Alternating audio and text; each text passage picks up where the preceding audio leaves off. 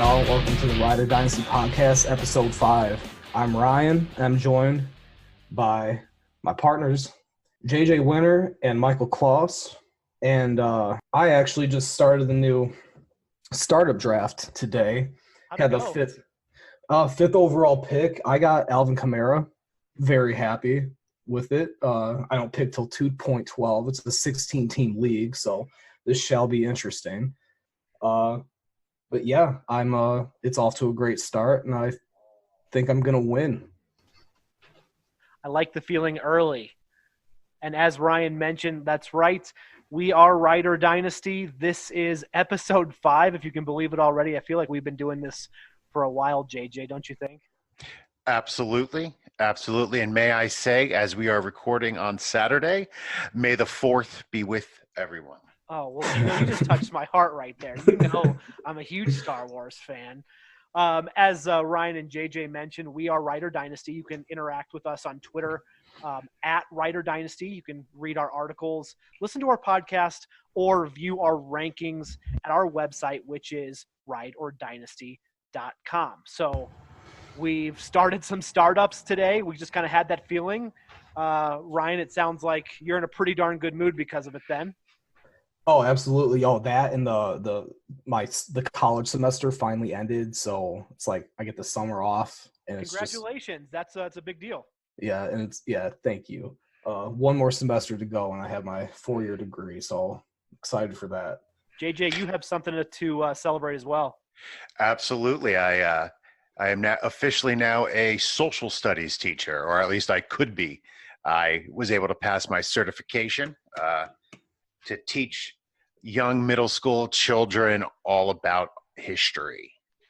Well, that's awesome. I survived a day with my 3-year-old and almost 1-year-old, so it's not any cool finals or any cool tests, but that is a win in my book. Big win. Seriously, if you're a parent, you understand. Since we are in episode 5 right now, we would love to kick off the show by reading a few reviews. Like if you'd like to send us some love on the Apple Podcast app, Stitcher, YouTube, or Podbean, which is essentially basically anywhere you can listen to us and leave us a review, we decided we'll read it on air. So JJ, why don't you go ahead and kick us off, and thank you for leaving reviews, everyone. Yeah, thank you guys. We've been getting some great feedback. So our first 5-star review comes in from CLT C-Dubs, and he said, by far the best fantasy football podcast I ever listened to. Witty, informative, and sure to put me ahead of my competition when the season rolls around. And so thanks to C-Dubs, and I know you were talking to me because these other guys probably won't help you that much. Well, at least he was talking to me about witty, so how about that? All right, we got another 5-star review here from Flash Thomas. And Flash says, extremely knowledgeable and entertaining. Super helpful for anyone in a fantasy football dynasty league. So thank you, Flash Thomas. And of course, like I said, we will read those 5-star reviews if we have them. So please keep them coming. So Let's start our short segment at the beginning of the show before we get to our main segment.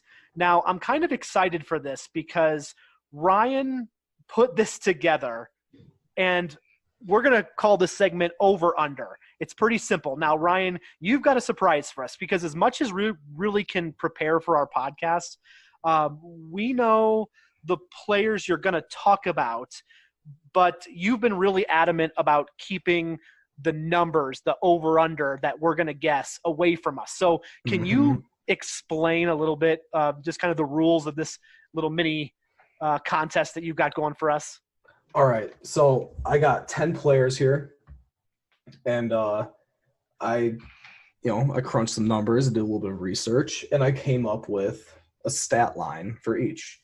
And I'm going to read them off, and you guys are going to tell me whether they're going to go over or under that stat line.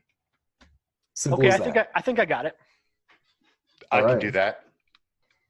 Great. All right. So when do you want to start? Right now? Bring it on. Go right ahead. All right. So we're going to kick things off. We got 7 offensive players and 3 defensive players. Kicking off with Antonio Brown. Now, Antonio Brown is a generational talent at wide receiver. His career average season, and including his rookie year, which included 16 receptions for 167 yards. So, like an Antonio Brown game now. His career average season is 93 receptions for 1,245 yards and 8 touchdowns on 142 targets. So now that he's in Oakland, does Antonio Brown go over or under that career average stat line? That's a good question, Ryan. I'm a big fan of Mr. Big Chest himself, not as much of the yellow mustache. I don't. That's gross. It is. Yellow facial hair doesn't work for anybody except possibly Hulk Hogan. That's a big possibly. That's right, brother. I say there is no way Antonio Brown goes over that number. So I'm going with the under. Okay. He is not going to receive that level of targets. I mean, you did the average, including his rookie year, which kind of drives it down. His target share on the Steelers was ridiculous. And I just don't see that kind of production from David Carr. Wait, is it David Carr or Derek Carr? It's Derek Carr. Derek Carr. Sorry, I'm old enough to remember his erstwhile older brother. But yeah, I'm going with the under. All right. I think I'll disagree, and I will go with the over. I like the stats that you kind of threw at us and that mentality right there. But I just have a feeling that Antonio Brown is going to go up to Mr. Derek Carr and he's going to grab him by the face and say, "Do you know who I am? I'm Antonio Brown. We need to make this work." I know that they're already working in the offseason. I know that it is that's going to be a tough get, but I like some of the, the Tyrell Williams, some of the rookies that they got, what's the Clemson new rookie, if he makes the team. But I think this year is going to be Antonio Brown's, kind of last ride as super elite. So let's say over, even if it's just a little bit, it's going to be massive targets. It's going to be the Antonio Brown show. Let's go over. Keep it moving, Ryan. All right. Moving right along. Nick Chubb. All right. So keep in mind, Kareem Hunt is eligible to come back in week 9. And Nick Chubb actually started 9 games in 2018. The first 6 games of the season, he had 3 carries or less per game. And that includes 1 week. I can't remember exactly which, but it was 3 carries for like 105 yards. It was crazy. Anyway, in the games he started, however, Chubb averaged 17.5 carries and 2 receptions for a combined 99.3 yards and nearly a full touchdown. So over 16 games, that means Mr. Chubb here would take 280 carries and 32 receptions for 1,589 yards and 14 touchdowns. Is this realistic in 2019? That's a lot to unpack right there. I think you have to go under, just because when Kareem Hunt does come back, there's got to be a coaching staff thought of how to create mismatches. I don't think that they're even worried about fantasy whatsoever, and I think that has to be the overriding thought. Not to mention, you have Odell Beckham and Jarvis Landry, and Baker Mayfield's going to let it loose too. And I think there are pretty high expectations for that passing game. So while I think Chubb will have a good season, I'm going to go under. Yeah, I have to agree with you, Michael. There's a ton of mouths to feed. I understand, Ryan, what you did there with the little extrapolation based on his 9-game sample from last year. But the chances of him being healthy for all 16 games, of any running back being healthy for 16 games, is pretty low. So I could see him missing maybe a game and a half worth of injuries. There's no way he even touches those numbers. All right, we're going to move it right along then. We got Dalvin Cook up here at number 3. So he's a promising player. He's been dealing with some injuries early in his career. So Dalvin Cook has played in 15 games in his career, and his stat line in those 15 games is 207 carries, 51 receptions for 1,364 yards and 6 total touchdowns. So 1,364 yards and 6 total touchdowns. Ooh, I'm a bit of a Dalvin Cook believer. Okay. If he can stay healthy for 14 games, I could see him rushing and receiving easily going over both of those numbers. I know he put up 4 TDs last year, I think in only 11 games or something along those lines. So, yeah, I think Dalvin Cook can beat those numbers. I'm going to cheat a little bit, I think, and say something to the effect of, I don't know that it's an over or under, but I think the number that you said is pretty much spot on, hopefully with more touchdowns. So technically I will run with the over. I know that that the Vikings want to commit to running the ball, and I really, really do think they will.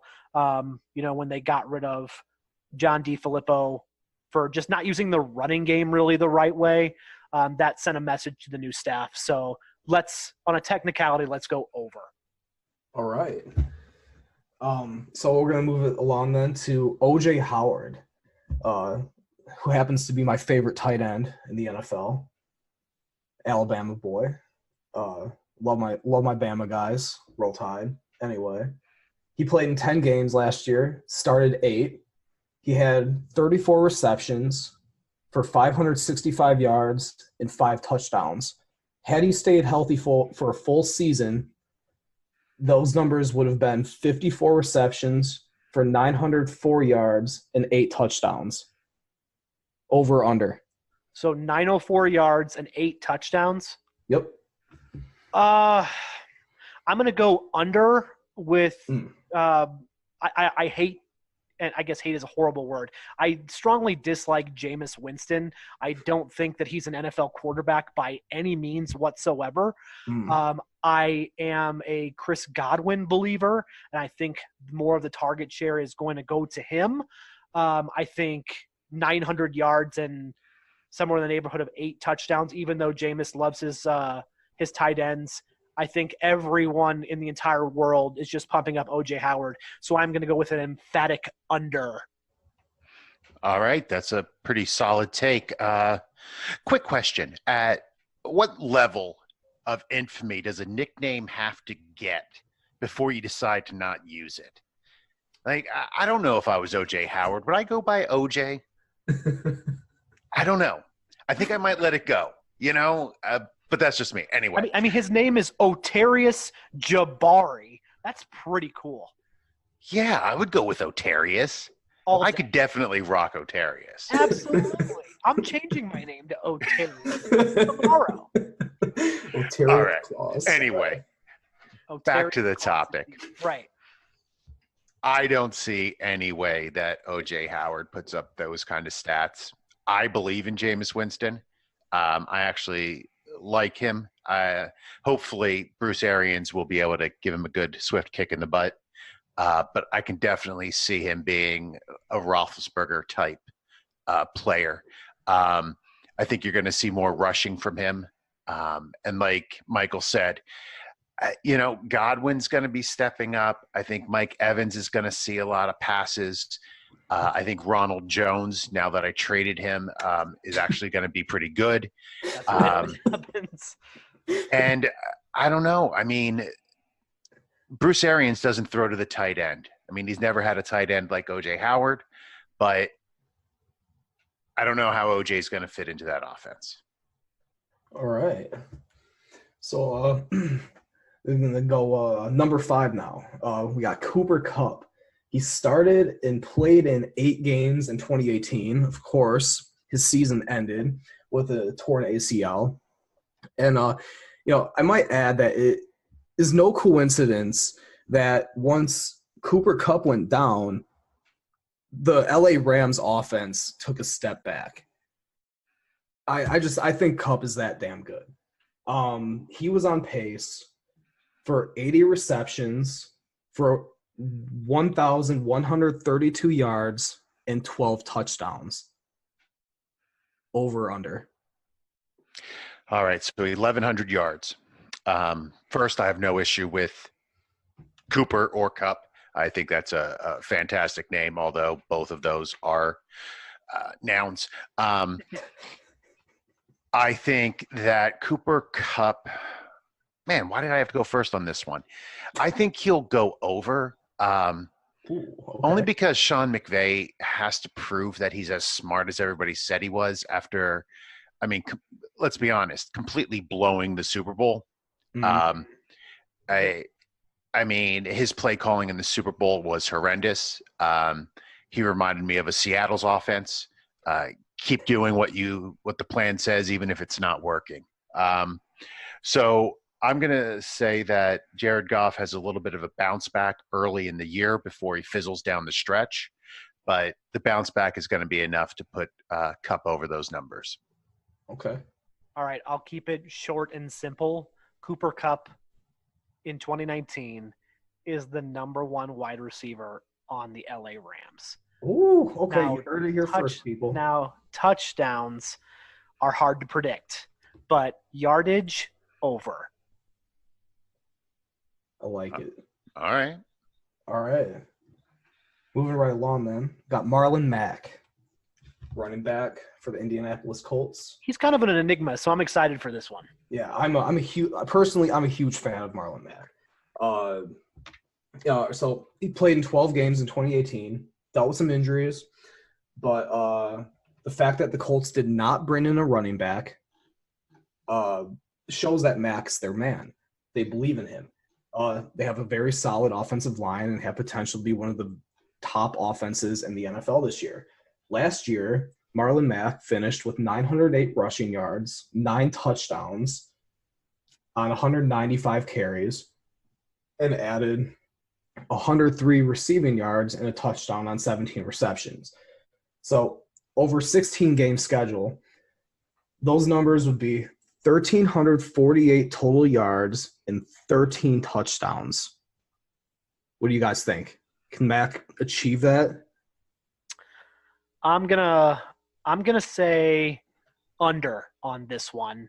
Ooh. I think the addition of Paris Campbell is going to steal some of the, shorter little dink and dunk passes. Not that they, like I said, would go to Mack or that Mack makes his money on those.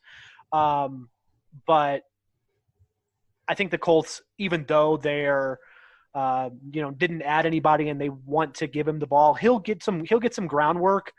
I'm just a little bit more enamored with some of the other options, the 2 tight ends on the team, the addition of Funchess as well, and Paris Campbell. I think that offense is going to roll. I think Mack will help them in some big games. I think that he's still a good player that you should own, and if you do, should feel good about it. I don't think he reaches that number. Yeah, it's not as fun when we agree on everything, but Marlon Mack is not going to hit those numbers. I mean, I don't even remember what those numbers were, but I don't think he's 148 total yards and 13 touchdowns. Oh, wow. I thought they were lower when you said them before, but my ears aren't working that well. But no, he's not hitting those numbers. Get the hell out of here. Marlon Mack got the carries he's going to get. I think they brought in Spencer Ware. And that doesn't count. Come on. But, I mean, he's going to take some of those carries away from him. Spencer Ware is a good back when healthy. Nyheim Hines is going to continue to get the third down work as the receiving back. Okay. I don't see Marlon Mack taking those touches from Nyheim, and I see Spencer taking some of Marlon's. So, yeah, I don't think there's any way he's going to hit that. Jordan Wilkins also there, I believe, too. Yes. Yeah, so is Jonathan Williams, but come on now. All right. So number 7, we got Baker Mayfield here because he's on every fantasy player's mind.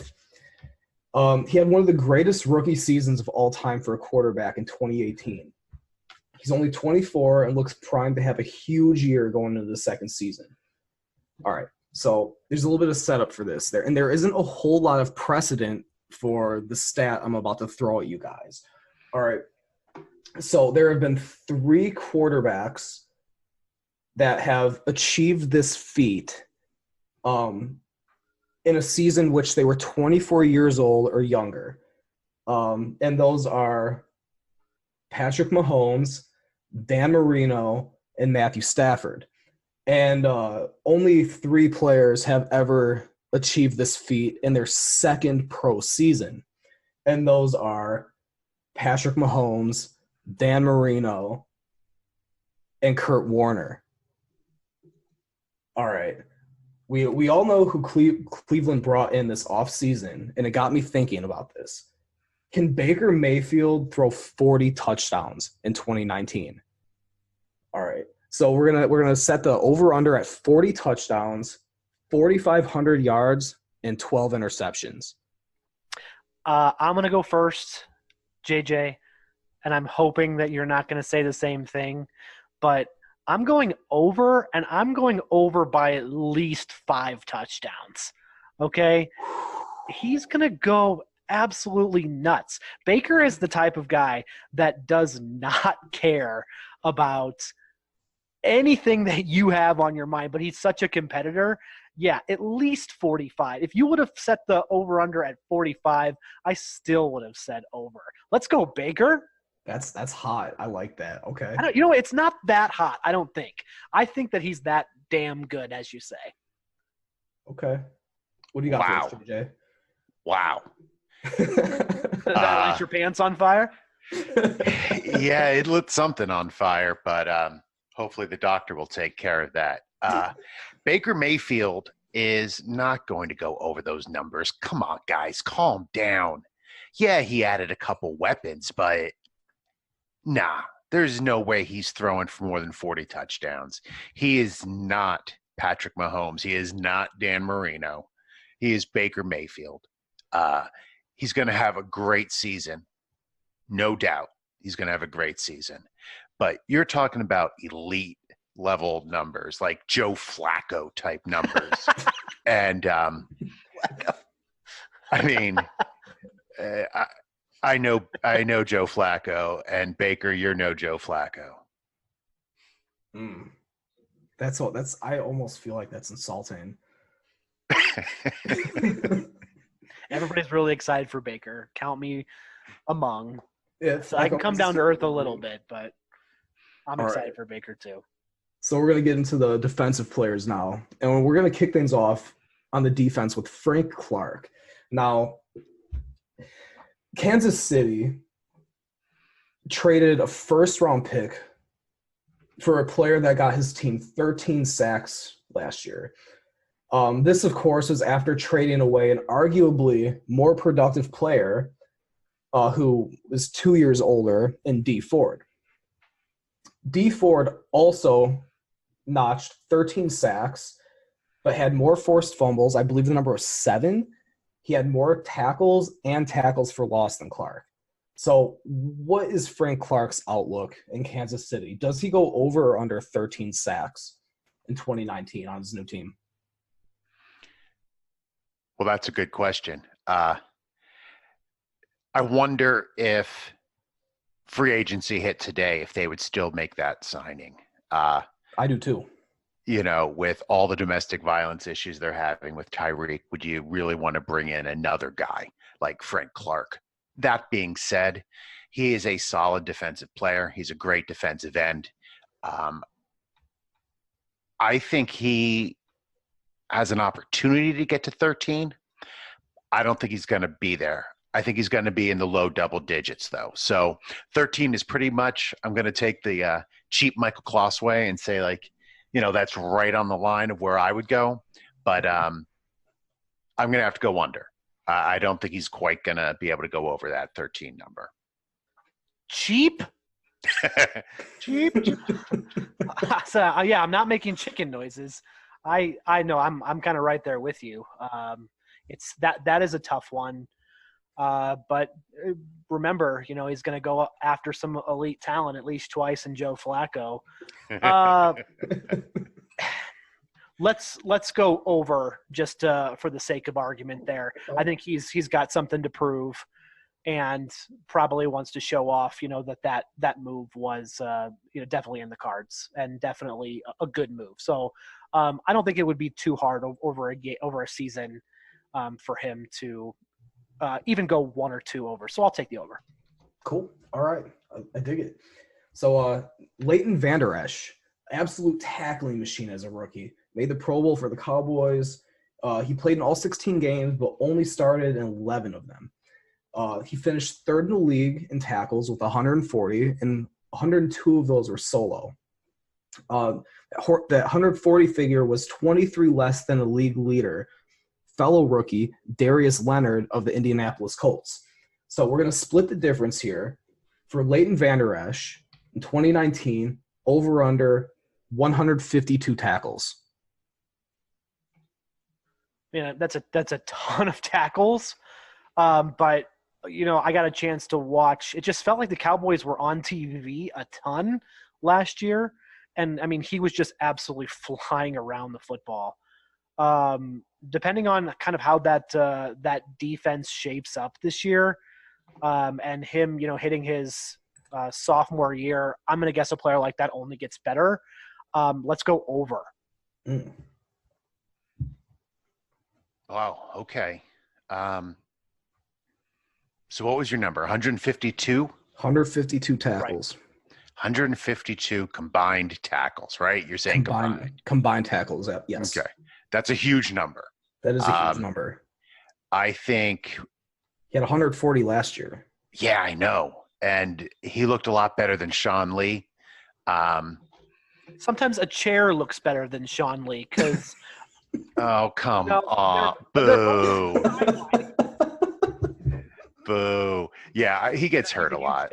He gets hurt a lot. I mean, for half the season, it would be much easier to just have a chair out there. But, yeah, I'm going to go over. I'm going to go over. I'm going to do it. You can't stop me. You can't stop me. Literally, you can't because just like you can't stop Leighton Vander Esch. I think he's going to go over. I think he's going to be a definite top 3 linebacker this year. Yeah, I feel good about that statement. All right. I like it.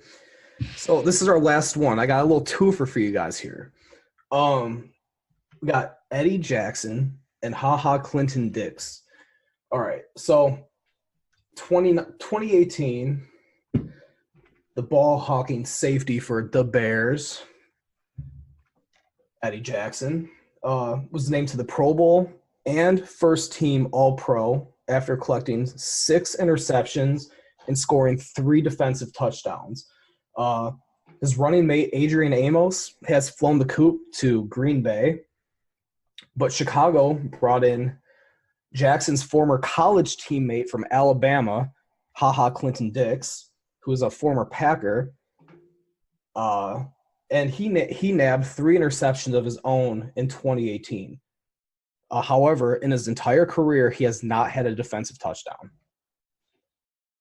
Interesting.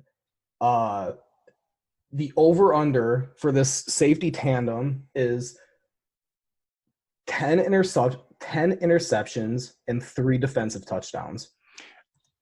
Now, come on. Come on, Bickerstaff. This is easy. There is no way they're going to hit that number. They're not even going to come close to that number. They're going to go under 5 interceptions combined. Interceptions are not sticky. Year to year, they fluctuate greatly. They're based upon luck. I mean, honestly, that is such a high number. Clinton Dix is a solid player, but he's old. It's 27. In football years, that's old. Yeah. It's old. I think that's young. You're right. But that's old. There's no. I don't even know how many times I can say no. No, there's no way they're coming close. Okay. Yeah, by now, probably half our listeners think that I'm an idiot for going off on Baker Mayfield and saying that he's going to get 45 touchdowns. So hopefully I can bring people back a little bit with a little bit of sound logic saying that number is way too high at 10. I love watching the Bears defense. I think, as you said, Jackson is a complete ball hawk. I think Clinton Dix and Jackson will just really love playing together. I can't think of the Bears defensive coordinator off the top of my head, and you can throw it in there if you do, but Vic Fangio now with the Broncos, there's a good amount of love in that defense last year. I don't know if that's really going to impact anything, but again, logically, that number is way too high of 10. I'm definitely going to go. 180!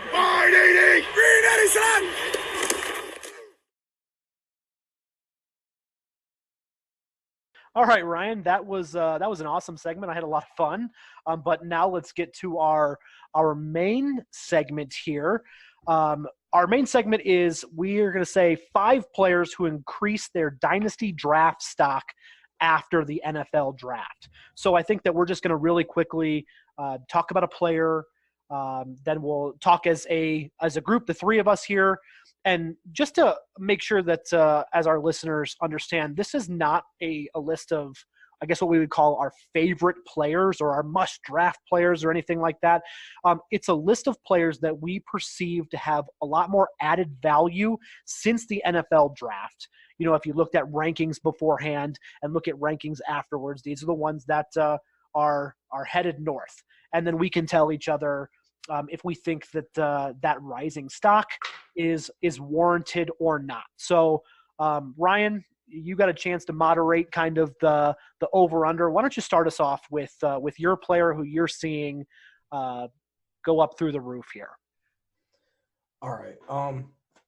Well, of the 2 players I picked, I don't really see either one going through the roof, so to speak, for me, but they did increase their draft stock based on draft capital and where they landed. Good clarification. Thank you. I'm going to start this off with Riley Ridley, the Georgia wide receiver who's drafted by the Chicago Bears. I love this landing spot for Ridley. I think he's a great fit in Matt Nagy's offense. And wide receiver 3 in Chicago has his name written all over it. And I really like his potential on that team going into the future. Like this is a good pick if you're trying to build a younger team that can be good in a few years. Ridley is a precise route runner. He has great hands. And he plays well against stiff competition. Now, as an Alabama fan, I can attest to this. Ridley played big against the Tide, and he brought it. Like, you know, if they needed the first down, you know, who was on the other side? It was Calvin's little brother. Anyway, his college numbers don't really concern me. They weren't very high. He had somewhere in the range of 550 receiving yards his junior year, and he declared early. But Georgia's a run-first football team. They had 2,000-yard rushers, and their quarterback didn't even average 200 passing yards per game. Ridley led the team in receptions, receiving yards, and touchdowns, and you could probably get him in the 3rd round. But based on his landing spot, I love the talent. I think he's a good player, and I think he landed in a great situation where he's going to have an opportunity early on to show what he can do. I wouldn't have any issue taking him in the second half of the second round. Yeah, we mocked him in our third episode of the podcast, our rookie mock draft in the third round. So yeah, I'm saying he's elevated himself to at least one round higher than he was before. Yeah, I have to agree with you. He did elevate. There is no way though you're getting him in the back half of the second. Let's be honest. Like the rookie drafts this year are a mess. They are. Everybody's favorite players went to bad landing spots. People who you didn't like went to good landing spots. So it's a messed up draft. All the mocks I've seen, he's going in late first, early second. I have not seen those yet. That's crazy. So you're going to have to reach a bit for him. Now that was in 16-team mocks. 16-team mock draft. So I could see that then. Yeah. So, I guess thinking of it 12, yeah, I could see him maybe being there at the end of the second, but if you want him, you're going to have to reach for him. All right. So Allen Robinson, Taylor Gabriel, Anthony Miller, Cordarrelle Patterson, maybe Emmanuel Hall, and Tariq Cohen catching passes. Are we going to have to wait on Ridley a little bit for a couple of those guys ahead of him, or quote unquote ahead of him? Because it really didn't feel like the Bears wide receiver core had any type of hierarchy except for Robinson as the number one, if you really even want to call him that. Like there were some games where it seemed like Tariq Cohen was the number one. So I guess my question back to you, Ryan, would be, is this, even though his draft stock is kind of on the rise, is this somebody that maybe you would counsel someone to take and just bide your time a little bit? Or do you see him contributing in this crowded wide receiver core as soon as this year? Well, like I said, this is a great pick for the future. I think that Ridley has the talent to contribute early on. I mean, if we look at Chicago's receiving core, Allen Robinson was their top receiver last year, and he only had 754 receiving yards and 4 touchdowns. I think that I'm not saying that Ridley's going to step right in and be the number one in Chicago, but I definitely think that there is more opportunity there than meets the eye. So, Ryan, what do you think happens to Anthony Miller, the current starting slot wide receiver? I love Anthony Miller. I could actually see him stepping into a number one role eventually. But a number one, like as an outside role? Yeah, like number one on the Bears. Like I watched Anthony Miller a lot in college. There was one game I watched with him against UCLA at Memphis, and he was unbelievable. I mean, he caught everything. He was just dominant, and I was a huge fan of Anthony Miller after I watched him in that game, and yeah, I really like Miller. I honestly can see a future in Chicago where Miller's on one side and Ridley's on the other, and they're just doing their thing. All right, how about we turn to the next player that we see rising, and I'm going to stay with the same SEC school, and I want to talk about Mecole Hardman, the wide receiver for the Chiefs now out of Georgia. It's really interesting because when we did our episode 3 mock draft, I don't believe that we even touched on this player at all. Not to say that's not because he's not talented, but I like to think that Patrick Mahomes, to give you an analogy, is King Midas. Any player, him or the Chiefs touch at this point, it seems like they're just going to turn to gold. And this is after one season with Mahomes, right? I think that that's something that you can probably expect, but I'd love to kind of ask the question to both of you if you want to give me really short answers. Do you think a player, again, even on the Chiefs, because we have to think in that reality. That would you say if I told you that the Chiefs grabbed a player that averaged 2.5 catches and only 39 yards per game last year in their senior season as a great wide receiver that you should be drafting in the first round of rookie drafts? When you put it that way, no. Honestly, no. I know they brought him in because he has a really fast 40 time. Like, right. He might profile similarly to Tyreek Hill, but the reality is that Tyreek Hill was an exceptional talent coming out of college. And the only reason he fell to the 5th round is because he had some off the field issues, similar to the ones he's dealing with right now. Yeah. And Hardman, I don't know. I like him. I don't love him. I think it was a reach for Kansas City. I would have rather seen say Andy Isabella land there. That would have been my 1.01. Right. If that would have happened. I don't know. But yeah, I mean, 2.5 catches and 39 yards per game. That. Yeah, I agree with you, Ryan. I can't see him having a breakout year. I mean, is there a non-zero chance? Yes. And I love Patrick Mahomes. I took Patrick Mahomes in every rookie draft where I could get him. Last year in all my redraft leagues, I was able to pick him up. But is anybody going to be surprised if he takes a major step back with the weapons that he has now? I mean, he went into last year with Tyreek Hill, Kareem Hunt, and Travis Kelce as his 3 weapons. Yeah, he'll come down to earth. I think that's just Travis Kelce. The nature of the NFL and getting to watch a full season of Patrick Mahomes. But I'd love to just kind of put a bow on Mecole Hardman.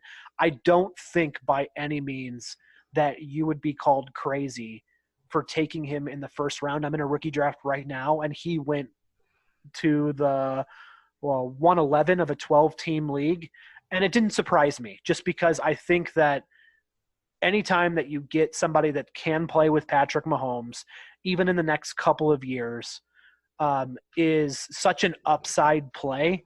And again, I trust Andy Reid with running backs. I've gotten to see and trust him with wide receivers too after Tyreek Hill, even having a couple quote unquote up and down years. I think 2 years ago, he was just like every other game. He was hot or cold.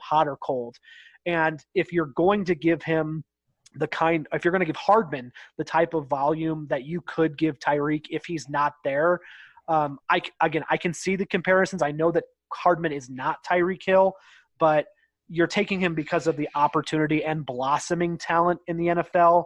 And if you're going to gamble on that KC bump, I don't think it's silly at all. All right. I think that is solid advice. And I can't disagree with you on that.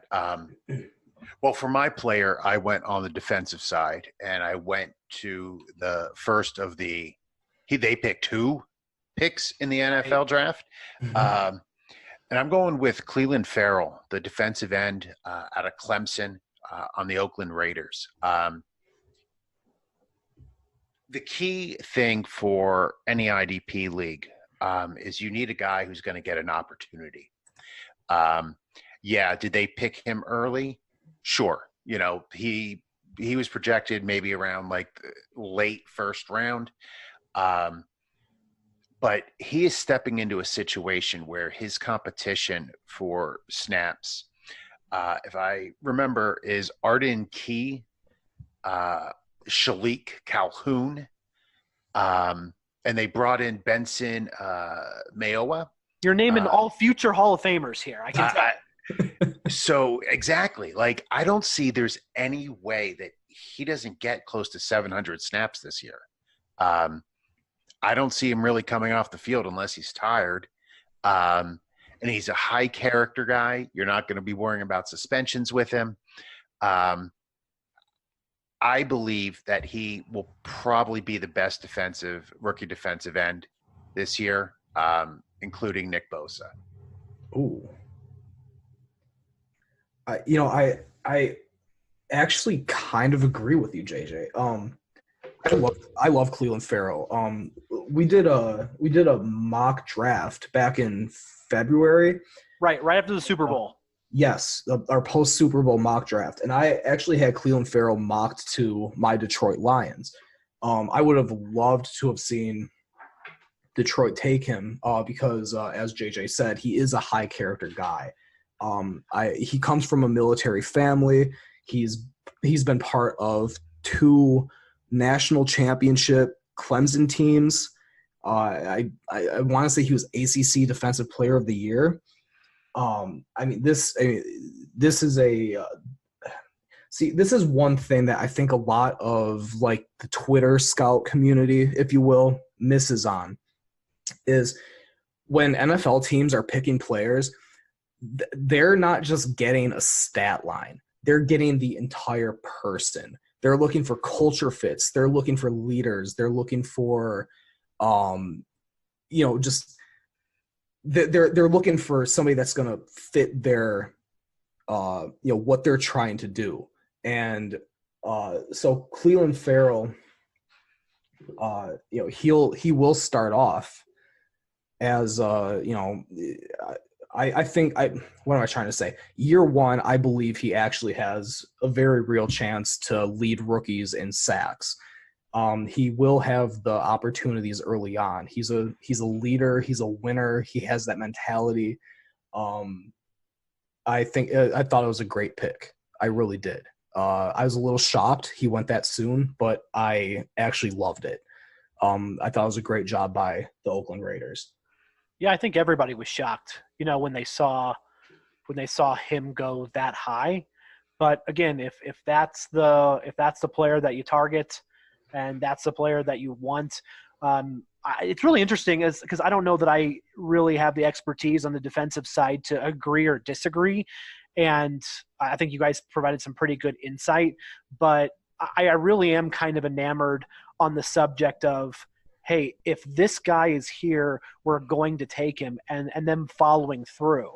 The narrative that we always hear is for teams that are, bad, for a lack of another term, that seem like they're continuing to go down the same path because you justify, we're going to take our guy. And if the guy is there, he's ours. But you've had a 20-year history, or at least like the last 20 years, you know what I mean, of doing that same thing and it not working. So it's tough to, put that in front of a fan base. So we, obviously wish the best of luck to Farrell, but I think the Raiders need to be able to explain the reason why they took the Farrell at that point when there were a lot of other better graded players, at least, again, whether it's the Twitter community, it's the scout community, it's just the Dynasty community in itself. So I hope it works out, but I just don't want it to be another, well, it's just, this is what the Raiders do, because that would just, that would be too bad. Yeah, absolutely. Michael, who do you have for your last player? All right, so I'm going to highlight Devin Singletary, okay? And I looked at our rankings before I decided to kind of name this player because we are fairly split on this player. I don't know if that's changed once we've had the NFL draft, but I know we're sure going to talk about it right now. I like Singletary because, he stormed through Conference USA at FAU. In all his years there, 4,200 yards at Florida Atlantic. He was an Illinois commit, but he decided to stay in state. So looking at Illinois the last couple of years, that was probably a good choice. Now, I think just because of his opportunity, you're looking at a backfield on the Buffalo Bills where he now is. Those running backs, as you probably well know, are LaShawn McCoy, Frank Gore, TJ Yeldon are ahead of him on the depth chart, right? At least 2 of those aren't lasting another year or 2. I don't have the contract right in front of me, but also just thinking about Frank Gore, if he decides to play till he's 50. I know that the Bills have added to their O-line in free agency and in the draft, and I've got Mitch Morse from KC and then Cody Ford in the draft, respectively there. It just seems like Singletary, I think he probably, in my opinion and from what I've seen personally, jumped about almost a full round, maybe a half round definitely. Kind of going to that backfield, a lot of people cringe at the words Buffalo and Bills, especially when they're put together. No offense, Bills fans. McCoy's done some great, have some great performances in that backfield. And I really think that this guy is proven in college. He is going to get a chance early, and I think that he's going to make the most of it. So tell me what you guys think about Mr. Devin Singletary.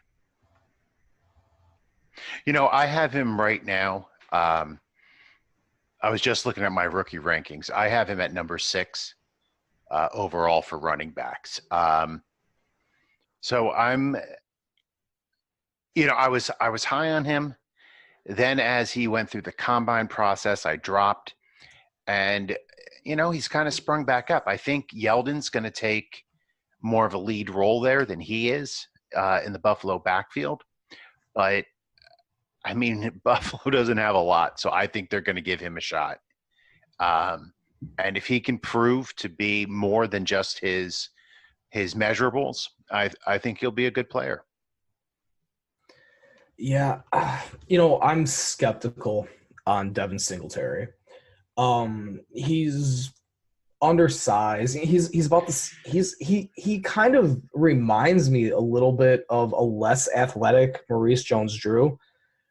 He's 5'7", 203 pounds. He runs a 4.66 40, 15 bench reps, which is, it's more than I can do, but he's not particularly NFL strong. A 7.323 cone. He's not to mention it is a crowded backfield. You have a future Hall of Famer in Frank Gore. Right, for now. For now, yes. You got Frank Gore, who, despite the fact he's going to be 36 going into this year, 35, he's a future Hall of Famer. You got LaShawn McCoy, and the pattern actually came and bit him in the ass last year. And the pattern that I'm talking about is that LaShawn McCoy, starting at his rookie season, had a 3-digit rushing yard performance followed by 2 years above 1,000 yards and then back below 1,000 again. And so, 2016, 2017, he had 1,267 and 1,138 respectively, and he had 514 yards last year. He was beat up a little bit. He dealt with some injuries, a bad offensive line. He turned 30. But what I'm saying is that I think LaShawn McCoy still has a little bit in him. Same with Frank Gore, and TJ Yeldon's also a good running back. Buffalo might be a sneaky good team in 2019, actually. And I don't know. I don't exactly see the opportunity for Singletary right away. Again, I don't think he's that great of an athlete. I really hope he succeeds. Nobody hopes these guys don't succeed. We want to see everybody become Hall of Famers, right? But it just doesn't happen that way. He didn't play against the top-notch college talent. Like I said, I'm skeptical. I want to like him, but I need to see more. Yeah, well, at least with the presence of mind of kind of jumping into that depth chart where he is and being the youngest one, if he can show anything this year, spell some of the older guys, I think that that can get that fan base in the Dynasty community, pretty excited for years to come. Ryan, you have one more player that we want to highlight. So who you got? All right. This one, I almost didn't cover this player, but I kind of wanted to take a little bit of a victory lap, and that is Paris Campbell, the Ohio State wide receiver who was drafted by the Indianapolis Colts. Okay, do your thing. And the reason why I I almost didn't cover him for this is because I looked at him. I was like, wait, his draft stock didn't go up. And then I realized that I was way higher on Paris Campbell than most people were. And that, yes, indeed, his draft stock did go up because suddenly, post-draft, I'm seeing, people ranking him as a top 5 rookie prospect. And, this is a guy stepping into Indianapolis, as I said earlier, potentially one of the league's most potent offenses. And he has an opportunity to be the wide receiver 2 from the get-go.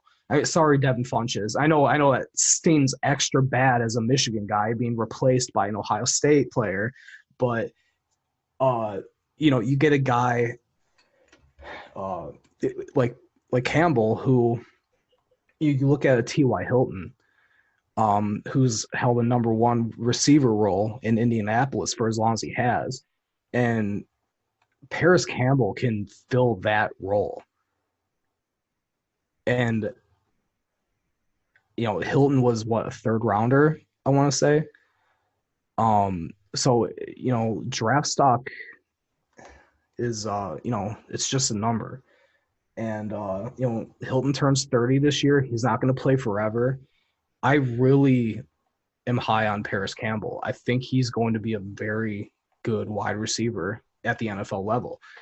And I really believe he has an opportunity right away to step in and be the wide receiver 2 in Indianapolis.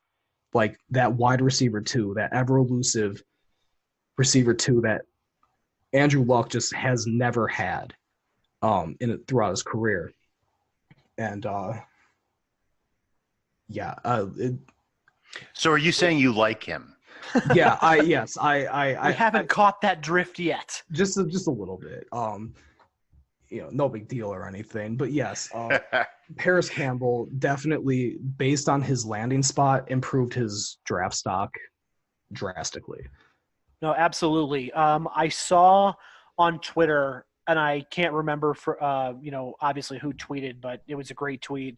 Said something to the nature of the 101 is going to be whatever wide receiver goes to Indianapolis. And I think that stays true with Paris Campbell. One tweet that I do remember, and shout out to Zach Kiefer, who covers the Colts for the Indy Star. He had mentioned on Twitter that he said Paris Campbell is probably the best player out of day 1 of rookie camp. Now, again, beat reporters aren't out there, and I really do recommend that you go and find every single beat reporter for every team, because it is their opinion, but that's sometimes where you're going to get some of the best information on players, not just in the Dynasty community, but just in the football community. That says a lot to me personally, just to look at, the speed that Campbell possesses and how he can work fitting in with the rest of the team. As you mentioned, almost a locked and loaded wide receiver 2 from the get-go. And I don't think that that's a stretch at all. He's got that speed. We mentioned earlier in the show about Marlon Mack and how Paris Campbell's going to be involved. I don't think that the NFL, if they haven't realized it already, is going to be ready for the insertion of Paris Campbell into that Indy offense. It's going to be a lot of fun to watch. I completely agree with what you both said. So I'll keep this short. I like Paris Campbell. Going to the Colts is great. His draft stock went up. I'm definitely going to try to pick him where I can. All right. Well, I think that's going to do it for us today. Again, please ask us questions and interact with us on Twitter. Our handle is @RideOrDynasty. Again, you can find all of our handles on @RideOrDynasty, but we're going to repeat them to you one more time. Ryan, start us off. All right. Mine's @Bix_Picks_FFB. I'm @JJ Winner. All right. So I am at Michael S. Kloss. We'd love the follows, and we'd love to have you, like I said, engage with us and talk with us. It's one of the things that while we all have real jobs, we just absolutely love to be able to talk about what we love on this podcast and on Twitter and anywhere you can reach us. Like we said, please download our podcasts on Podbean. We're on YouTube. We're on Apple Podcasts. Really anywhere podcasts are available. And of course, our website. We're rideordynasty.com. Again, that's going to do it for us. I'll let Ryan and JJ just get us out of here. So have a good night, guys. Catch you on the next one. Don't forget to give some love to your social studies teachers. Good night.